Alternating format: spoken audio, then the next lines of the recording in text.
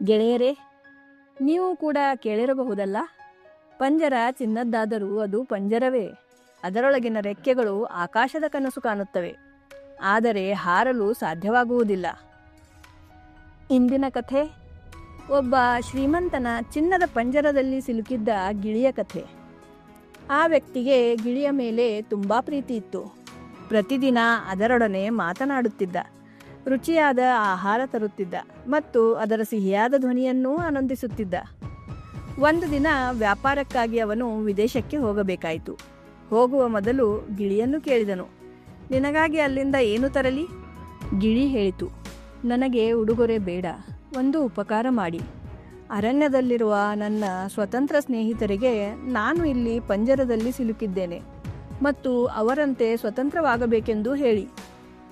ಆ ವ್ಯಕ್ತಿ ಒಪ್ಪಿಕೊಂಡು ಪ್ರಯಾಣ ಆರಂಭಿಸಿದನು. ಅವನು ಆ ದೂರದ ದೇಶದ ಅರಣ್ಯಕ್ಕೆ ತಲುಪಿದಾಗ ಅನೇಕ ಗಿಳಿಗಳನ್ನು ಕಂಡನು ಮತ್ತು ತನ್ನ ಗಿಳಿಯ ಸಂದೇಶವನ್ನು ಹೇಳಿದನು. ಸಂದೇಶ ಮುಗಿಯುತ್ತಿದ್ದಂತೆಯೇ ಒಂದು ಗಿಳಿ ಅಕಸ್ಮಾತ್ತಾಗಿ ಮರದಿಂದ ಬಿದ್ದು ಸತ್ತಿತು. ಆ ವ್ಯಕ್ತಿಗೆ ಭಯವಾಯಿತು. ಅವನು ಯೋಚಿಸಿದನು, ಇದು ನನ್ನ ಗಿಳಿಯ ಹತ್ತಿರದ ಸ್ನೇಹಿತನಾಗಿರಬೇಕು. ನಾನು ಈ ಸಂದೇಶವನ್ನು ನೀಡಬಾರದಿತ್ತು. ಭಾರವಾದ ಹೃದಯದಿಂದ ಅವನು ಮನೆಗೆ ಹಿಂತಿರುಗಿದನು. ಗಿಳಿ ಕೇಳಿತು, ನನ್ನ ಸ್ನೇಹಿತ ಏನು ಹೇಳಿದ? ಆ ವ್ಯಕ್ತಿ ತಲೆ ತಗ್ಗಿಸಿ ಹೇಳಿದನು, ನಿನ್ನ ಸಂದೇಶ ಕೇಳಿದ ತಕ್ಷಣ ನಿನ್ನ ಒಬ್ಬ ಸ್ನೇಹಿತ ಮರದಿಂದ ಕೆಳಗೆ ಬಿದ್ದು ಸತ್ತನು. ಕ್ಷಮಿಸು. ಇದನ್ನು ಕೇಳುತ್ತಿದ್ದಂತೆಯೇ ಪಂಜರದಲ್ಲಿದ್ದ ಗಿಳಿ ಸಂಪೂರ್ಣ ಮೌನವಾಗಿ ಬಿಟ್ಟಿತು. ಸ್ವಲ್ಪ ಕ್ಷಣಗಳ ನಂತರ ಅದೂ ಕೂಡ ಪಂಜರದ ನೆಲಕ್ಕೆ ಬಿತ್ತು. ಆ ವ್ಯಕ್ತಿ ಗಾಬರಿಗೊಂಡು ಪಂಜರವನ್ನು ತೆರೆದು ಗಿಳಿಯನ್ನು ಹೊರಗೆ ಇಟ್ಟನು. ಅಷ್ಟರಲ್ಲಿ ಆ ಸತ್ತ ಗಿಳಿ ಆಕಾಶಕ್ಕೆ ಹಾರಿ ಹೋಯಿತು. ಮೇಲಿನಿಂದ ಅದು ಹೇಳಿತು, ನನ್ನ ಸ್ನೇಹಿತ ಸತ್ತಂತೆ ನಟಿಸಿ ನನಗೆ ಒಂದು ಸಂದೇಶ ನೀಡಿದನು. ನಾನು ಮಾತನಾಡುವುದನ್ನು ನಿಲ್ಲಿಸಿದರೆ ನಿಮಗೆ ನನ್ನಲ್ಲಿ ಏನೂ ಉಳಿದಿಲ್ಲ ಎಂದು ತೋರುತ್ತದೆ ಮತ್ತು ನೀವು ನನಗೆ ಸ್ವಾತಂತ್ರ್ಯ ಕೊಡುತ್ತೀರಿ ಎಂದು ಅವನು ತಿಳಿಸಿದ್ದಾನೆ. ನನ್ನ ಸಿಹಿಯಾದ ಧ್ವನಿಯೇ ನನ್ನ ಬಂಧನಕ್ಕೆ ಕಾರಣವಾಗಿತ್ತು. ಗಿಳಿ ನಗುತ್ತಾ ಹೇಳಿತು, ಇಂದು ನಾನು ಸ್ವತಂತ್ರ.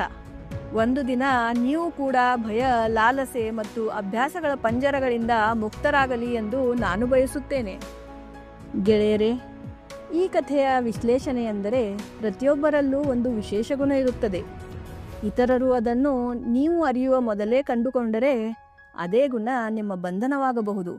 ಅದು ಎಷ್ಟು ಆರಾಮದಾಯಕವಾಗಿದ್ದರೂ ಅದು ಬಂಧನವೇ. ಆದರೆ ನೀವು ನಿಮ್ಮನ್ನು ನಿಜವಾಗಿ ಅರಿತಾಗ, ಯಾವಾಗ ಮಾತನಾಡಬೇಕು, ಯಾವಾಗ ಮೌನವಾಗಿರಬೇಕು ಮತ್ತು ಯಾವಾಗ ಹಾರಿ ಹೋಗಬೇಕು ಎಂದು ತಿಳಿದುಕೊಂಡಾಗ ಮಾತ್ರ ನಿಜವಾದ ಸ್ವಾತಂತ್ರ್ಯವನ್ನು ಅನುಭವಿಸಬಹುದು.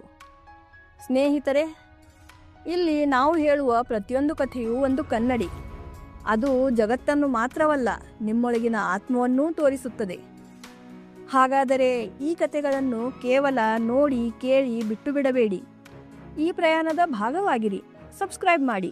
ಬನ್ನಿ, ನಮ್ಮ ಬೆಳೆಯುತ್ತಿರುವ ಕುಟುಂಬಕ್ಕೆ ಸೇರಿ. ದಯವಿಟ್ಟು ಇತರರಿಗೆ ಶೇರ್ ಮಾಡಿ. ಅವರನ್ನು ನಮ್ಮೊಂದಿಗೆ ಸೇರಿಸೋಣ.